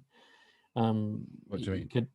Well, she's done a lot of interviews saying, she didn't know what she was getting into when she the cross-leg scene. She didn't do her career any harm, did it? No, and there are actually interviews at the time where she said it was very much necessary for her character, and she must have seen it, but she's like, no, this is some new cut, and it's not a new cut. It's the same cut that has been in Europe for a long time. So you're going to sit and study that scene to make sure, are you, Kaz? Glorious. I've watched it. Yeah, I watched it. Shadow detail of You know what? It looks a little bit hot to me. Tiny. It always has been quite a hot color. Yeah, I think they struggle with some of the skin tones early on, but it looks spectacular. I mean, it is tremendous detail. They've spent a lot of time. I think I read. What's the audio on it? Is it 100? It doesn't. Is it doesn't just have like an upgrade. 7.1 or 5.1? Or doesn't have an upgrade to Apple. It's one of John Barry's best scores, isn't it? It's not John Barry. It's Gold. Jerry Goldsmith. Yeah, it's a fantastic score. Really Oscar nominated, I think. But it's. I actually really enjoyed it. I thought it was a fun movie. It's silly. It doesn't make a lick of sense by the end, but no. But I watched it. When did I see it? Oh, it's St. Ives in Cornwall. I remember going to the cinema, not knowing what it was, with a girlfriend at the time, and she thought I'd taken her along to a soft porn film. She's halfway through. She said, "This is soft porn, this." Well, it is. That's why I'm here. Yeah, it does cross the boundaries, doesn't it? And of course the commentary track. Hopefully, Paul Verhoeven's commentary track remains when he's discussing that sex scene and he's talking about Sharon Stone's nipples. He's good value in his commentary track. It's got a commentary track from him as well as a feminist critic, Camille. Camille Pagila. Sorry, it's Martin Hamilton. He's retracted his message, but he mentioned The Quick and the Dead, which has got a fantastic 4K release, lovely picture, and Dolby Atmos soundtrack that's really great, and it's a fun movie if you're a fan of Sam Raimi and westerns. In the US, an amazing cast. It's a US release. It's staggering cast. Russell Crowe, Gene Hackman, Leonardo DiCaprio. It is an amazing. It's a fun little movie. Right, so let's move on. TV stuff to wrap up tonight. So, what have we got? We got a review, Kaz? Anything you've been watching? Well, I did watch the first 2 episodes of Apple's. Yeah, me too. Go on, Steve. Tell me what you think in case I'm all over the show. Not sure. Yeah. Okay. Good. Thankfully, because I wasn't at all. I couldn't even write a review based on it. It just I couldn't tell you really what it meanders quite a bit, and I found Clive Owen's ridiculously slow delivery was starting to really wind me up after about 10 minutes. Interesting, I watched that, and I also started watching Sweet Tooth, which is really quite good and surprisingly prescient because it's about pandemic, which I assume it's based upon an old comic book. So I think it obviously shot it before COVID, but it's very relevant in terms of what's going on in it, and people wearing masks and distancing and all this kind of stuff. That's Team Downey, isn't it? It is. So I watched that. I haven't finished it, but I started watching that. And tonight, after this podcast, I'm delighted that Prodigal Son is back, which I love. Waiting for that, haven't you? And obviously, Mayor of Easttown was fantastic. Oh yeah, that reached its conclusion. That was a great. I must admit, I was watching that, and at 10 minutes in, I thought, right, this can't be the solution. Because 10 minutes to go. yeah. It's like, no. Well, that was good. That was really, really good. And did you watch Shadow and Bone? I didn't. Is it good? I don't know. I've started. I was going to give it a go after Sweet Tooth because there's quite a lot going on at the moment. Still enjoying The Bad Batch. That's quite good fun. And yeah, Loki, I loved. It's basically Terry Gilliam does a Marvel movie, and it's really funny. The spirit is going, don't touch that. That's finest last Guardian leather. It's Tom Hiddleston's fantastic, as is Owen Wilson, and the money's on screen. It's by far and away my favorite of the 3 shows they've done so far. It's just one episode. I'm definitely on board, and if they keep this up, it'll be an absolute cracker. Is it 8 or 9 episodes? It's 6 episodes. 6. 2.35 to 1. Atmos. Yeah, Vision. I think I'll wait till all 6 is there and do it on a weekend like I did with Falcon and Winter Soldier. I enjoyed it more that way than waiting weekly episodes. That's my excuse. Yeah. One thing I did enjoy, I don't know if you've seen it on, but Brian Cox has got a new series at the minute. Well, it's not a new series, is it? It's a no, because this series. is what I was going to come on to. I saw the title and I think, oh Christ, he's got another blinking round the world trip out at the BBC, and he hasn't. How did he manage to do that? I was thinking, how did he manage to wangle that during COVID? Yeah, but it's not. He's sat in the lecture theatre watching his old programs and old clips. It was a massive con. I watched the first half 20 minutes of it and I thought, this is not this. Yeah, it's just like a greatest hits collection. So avoid it. If you're a fan of his stuff, you've seen it all before. There's nothing new really to add to it. Buying a D-Ream greatest hits album, wasn't it? Isn't that who he used to be in? Yeah, Dream, wasn't it? Yeah, D-Ream. Yeah, things can only get better. Well, not in this case. It's just a rehash of old stuff. I did quite enjoy. It finished on Friday. Alan Partridge. This time with Alan Partridge, that was quite. I can't watch it. Was quite funny. I seriously, I cannot watch it now. It's so embarrassingly cringeworthy. It jumped the shark years ago, and it's too much. The thing is, it's too much like reality now. It's too much satire. It's like it is the one show. Isn't it really? Well, the Susanna Fielding, who plays Jenny Gresham, his co-host, absolutely nails that kind of one show presenter. Yeah, and it was quite funny. I did enjoy that. It's too cringe for me these days. And the other show that I'm absolutely loving, the last episode is next Monday. But if you haven't ever watched them, I recommend them highly recommend that you should watch them because they're all on iPlayer. Is Inside Number 9, which is they are very very good, brilliant series, and won the BAFTA on Sunday, wherever it was. But this new series has been really good. But they're all really good. They're just because every episode is a single story, half an hour story, so you can just dip in. Watch them in order if you want, whatever. You don't have to watch anything in order. But if you're going to watch one, watch 12 Days of Christine, which is their masterpiece. They're all on iPlayer. A friend basically put me onto them at the beginning of the year, and I ended up watching 5 seasons in a space of 3 days or whatever. And this is season 6, but it's absolutely brilliant. I did wonder why you were late with your reviews, and it's all making sense now. Steve, you've been watching shitloads of TV. There's a telephone. Kaz, what you been watching? I've been rewatching in my spare time when I'm not watching every damn other In the Line of Fire, Basic Instinct, Final Fantasy Advent Children, 4 indie movies, Lacey's Story, and Awake, which I'm halfway through. In my spare time, I've been rewatching ER from the beginning. Which is quite good. Seeing all the familiar faces pop up. Some of the episodes looking very young, I would imagine. Yeah. Apart from Anthony Edwards, who just always looked very middle-aged. He was born to be middle-aged. Yeah, he was. In Top Gun. I did absolutely love that. I stuck it on Facebook. What amused me was Phil and one other person responded to it. There was a photo of Anthony Edwards as Goose with his thumb up going, "My plans," and then just a photo of an F-14 canopy, 2020.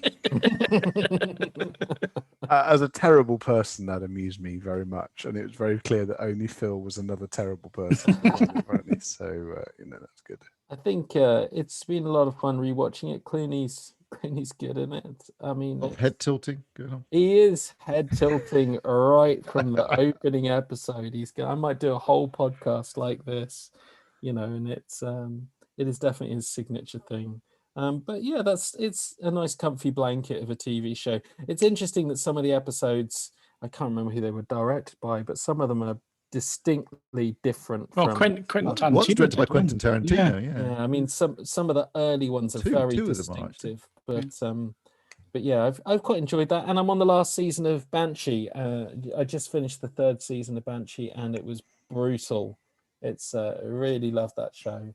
I mean, it's my guilty pleasure, probably like Steve's Prodigal Son, but I really do love that show a lot, and I don't want to watch the last season because I don't want it to be over, basically. But yeah, it's been a lot of fun.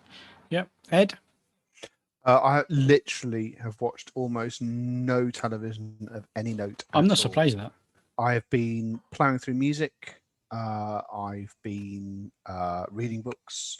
For whatever reason, there's not a lot of television. You know, this is an AV podcast, right? I am. Well, I'm doing the audio side. It's true.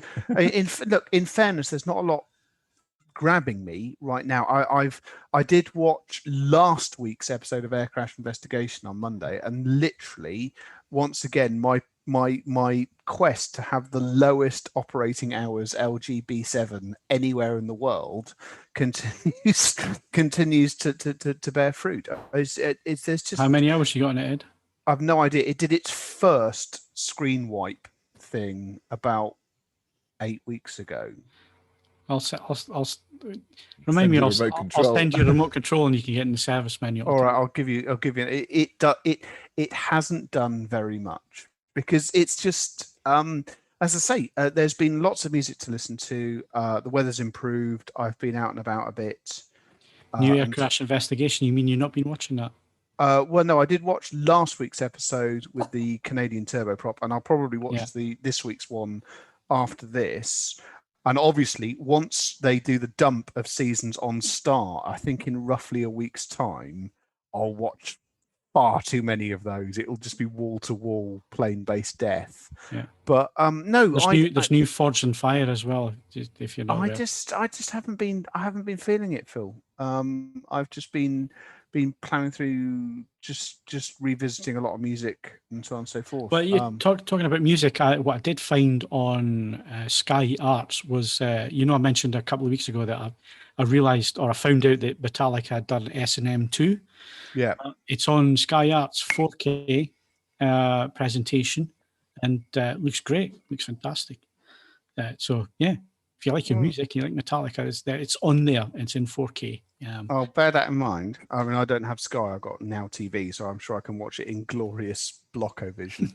But no, as I say, I'm sure there'll be a television program in the I mean, I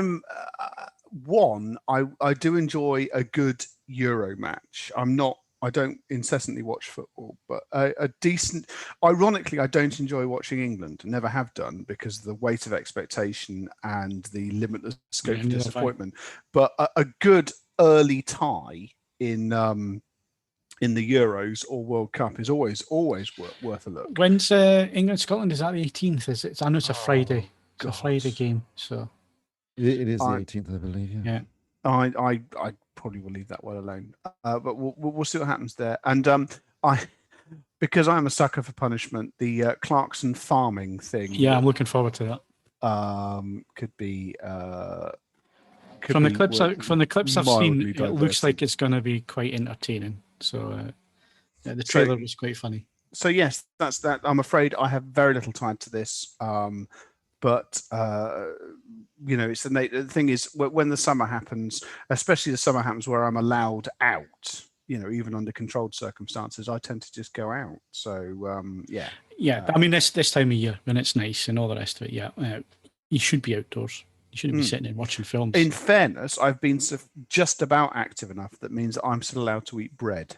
So if you wanted a trade-off of watching television versus actually eating an egg sandwich, I get to eat egg sandwiches, mate. So you had to mention that again, didn't you? Because I did. Yes, I'm just winding you up now. I've now got a craving for an egg sandwich.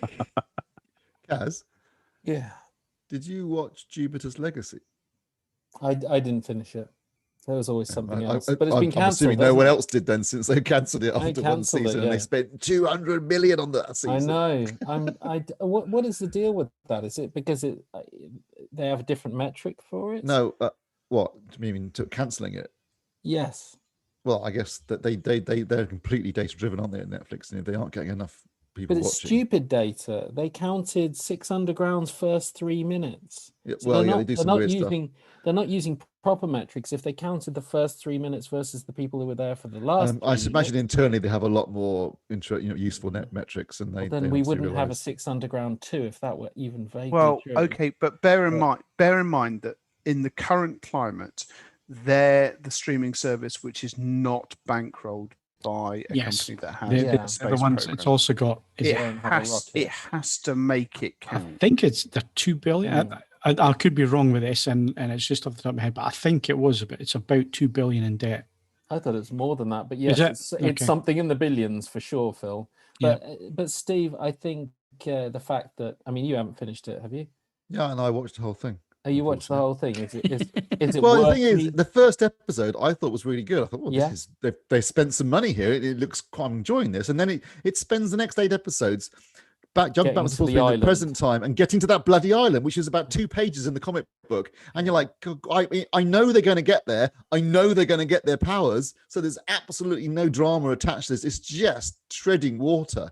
And that really wound me up. So by the end, I was quite glad it didn't. But what's worrying for them, I guess, is they spent a lot of money creating their Millerverse with Mark Miller. And this was the first product to that. And it's bombed. Yeah, I think it was a dodgy first product to do. But it's interesting that you talk about knowing where they're going to go, because I've been watching Mosquito Coast on Apple, and they're going to get to maybe not the same place they did in the film, but they're going to get to a coast.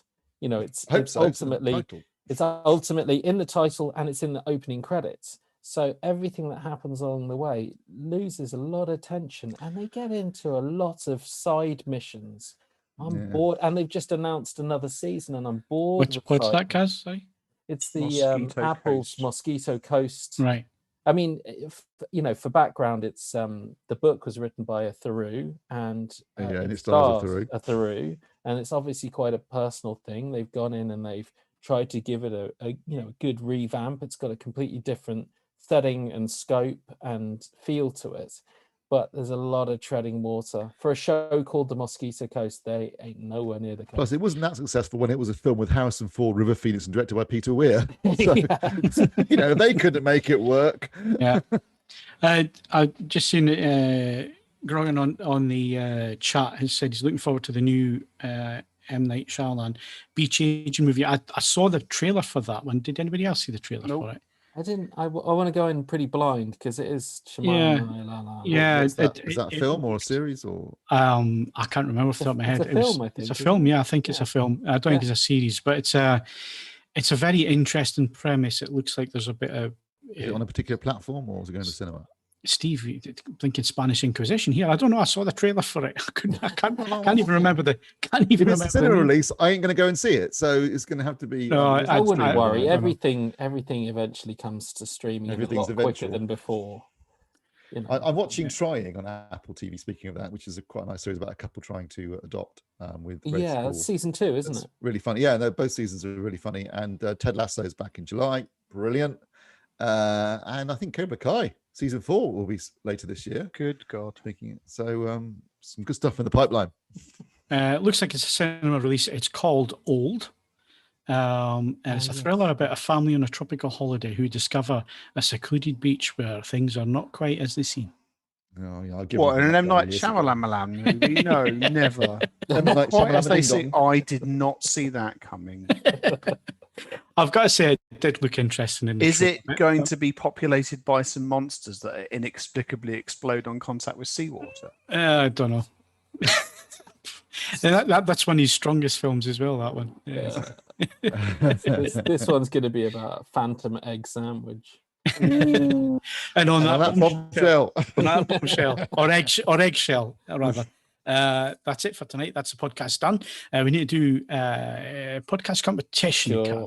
Yep. To win a copy of Ladykillers on Blu-ray, use the following question to select the correct answer from the competitions page.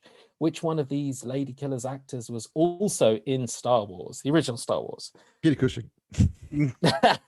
Yeah, I threw Tom Hanks in there just to see if people picked him, because he's the odd one out of the ones that there. But only a couple of people got it wrong so far.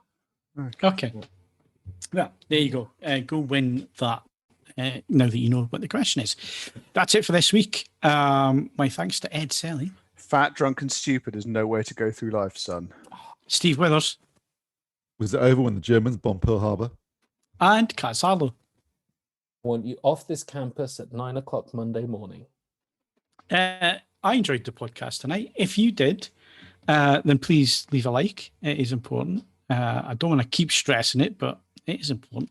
So please like and subscribe if you've enjoyed tonight. And of course, you can hit the notification bell and it'll tell you every time we upload new video content. There's quite a few videos coming. I've already mentioned some comparison stuff, and there's some video reviews coming up and some shorts as well. We've been doing shorts, not wearing them, but we were making portrait videos against our it's anathema to me. But, yeah, it is. It should be landscape, really. But anyway, so lots of videos coming up. So hit the bell and obviously subscribe to the channel. You can also follow us on Twitter and Facebook. You can bookmark AV Forums for latest reviews, news, and video. And of course, if you are listening to us via a podcast provider and they allow you to leave a rating, then please do leave a rating if you enjoyed this show. I'm Phil Hinton. Thank you very much for joining us, and we'll see you again next week.